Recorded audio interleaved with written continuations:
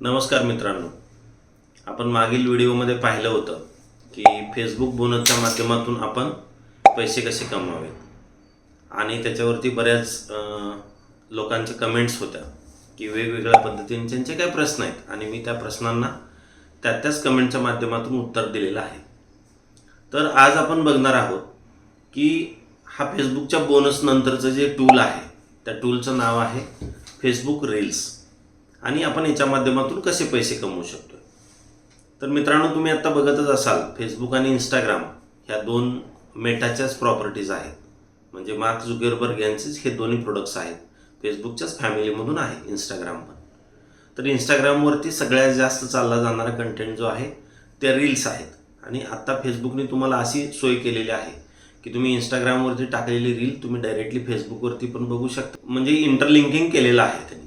तर फेसबुकवरून तुम्ही post direct इंस्टाग्रामला करू शकता. तर हे करत असताना समजून घेण्याचा जो पार्ट आहे याच्यामध्ये दोन महत्त्वाच्या गोष्टी आहेत.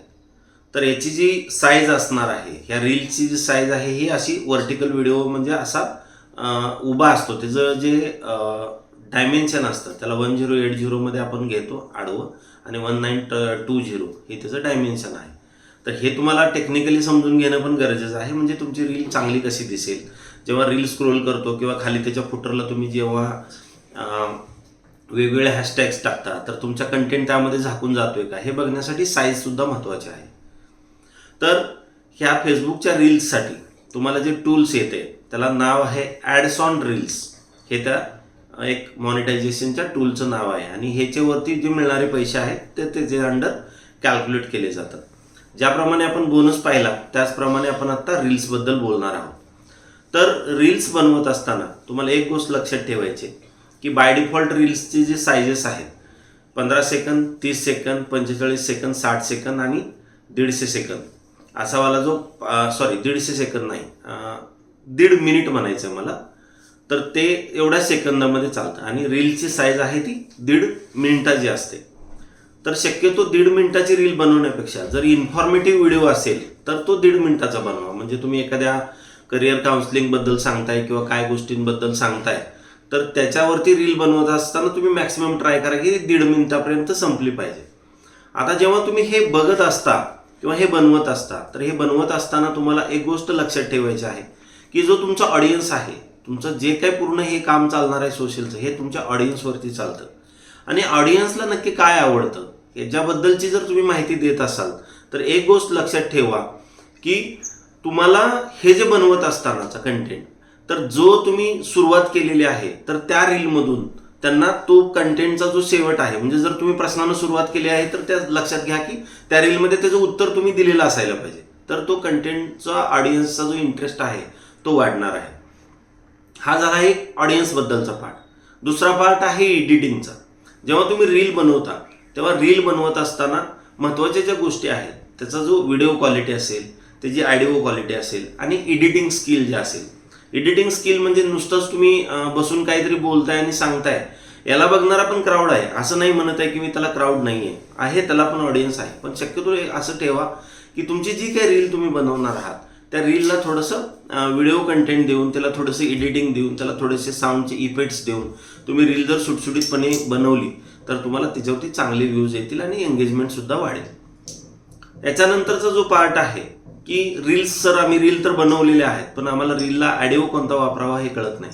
तर माझी तर रिक्वेस्ट अशी राहील की तुम्हाला जेव्हा तुम्ही फक्त फॉलोअर्स वाढवण्यासाठी बनवताय तर तुम्ही बाय डिफॉल्टवाले जे साऊंड लायब्ररीमधले जे ट्रॅक्स आहेत ते तुम्ही वापरू शकताय. पण जेव्हा तुम्ही फेसबुकवरती काम करतात तर त्याच्यामध्ये रॉयल्टी फ्री म्युझिक नावाचा एक ऑप्शन असतो. तो रॉयल्टी फ्री म्युझिक तुम्ही शोधा, ते तुम्ही डाउनलोड करून घ्या आणि मग वापरा. तर त्याच्यासाठी फेसबुकची ऑडिओ लायब्ररी आहे. त्या ऑडिओ लायब्ररीमधून तुम्ही विदाऊट एनी कॉपीराईट येणाऱ्या म्युझिक्स घेऊ शकता त्याच्यामध्ये. आणि त्याच्यानंतरचा जो पार्ट आहे जे व्हिज्युअल्स तुम्ही वापरणार आहात त्याच्यामध्ये तर फ्रीपिकसारख्या वेगवेगळ्या वेबसाईट्स आहेत त्याच्यातून तुम्ही हा कंटेंट घेऊ शकता. त्याच्यानंतरचा जो महत्त्वाचा पार्ट आहे तुम्ही जेव्हा एडिटिंग कराल, आता एडिटिंगसाठी पण तुम्ही इनशॉट्स सारखा ॲप वापरू शकता, कॅनवा आहे कॅनवा वापरू शकता, VN एडिटर आहे तो वापरू शकता. आणि आत्ता ज्या रील तुम्ही बनवणार आहात तर कुणाची तरी रील एक 4 मिलियन व्ह्यूजवाले आलेले आहे म्हणून तुम्ही ते डाउनलोड केली, थोडी एडिट केली आणि टाकले, असं करू नका. तर जो पण काही तुम्ही कंटेंट बनवणार आहात तर कंटेंट हा कायम ओरिजिनल ठेवण्याचा तुम्ही प्रयत्न करा. नसेल तर तुम्हाला अनओरिजिनल कंटेंटचा एरर येऊन तुमचं हे मॉनिटायझेशन बंद होऊ शकतं.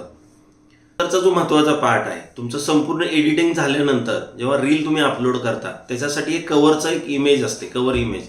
तर ती कव्हर इमेज अशी अट्रॅक्टिव्ह बनवा की ज्याच्यामधून लोकांना समजेल की तुमच्या ह्या रीलमध्ये नक्की तुम्ही कशाबद्दल बोलणार आहात. तर ते पूर्ण संपल्यानंतर तुम्ही रीलसाठीचा जो तुमचा रिलेव्हंट हॅशटॅग्स असतील, जे ट्रेंडिंगमधले हॅशटॅग्स आहेत, ते हॅशटॅग सिलेक्ट करा. कुठेतरी व्हॉट्सअपला किंवा नोटपॅडमध्ये ते सेव्ह करून ठेवा त्या रिलेटेड रील्समध्ये टाकण्यासाठी. आणि तुम्ही रील अपलोड करून द्या. रील अपलोड करत असताना लोकेशन सिलेक्ट करायला विसरू नका. लाईक इंडिया असेल, तुम्ही पुणे महाराष्ट्रामधून असाल तर पुणे सिलेक्ट करा. तर त्या आसपासच्या एरियामधून ती रील तुमच्या लोकांना फीडमध्ये दिसण्यास हेल्प करते. ठीक आहे. जर अशाच पद्धतीनं तुम्ही रील्सवरती काम करून ओरिजिनल पद्धतीने विदाऊट कुठलाही शॉर्टकट न अवलंबता तुम्ही फेसबुकच्या रील्सच्या माध्यमातून काही चांगले पैसे कमवू शकता. याबद्दल तुम्हाला जर काही शंका असेल, तुम्हाला काही जर प्रश्न असतील तर तुम्ही नक्की कमेंटमध्ये विचारू शकता. आपण त्या शंकांचं निरसन करण्याचा नक्की प्रयत्न करू.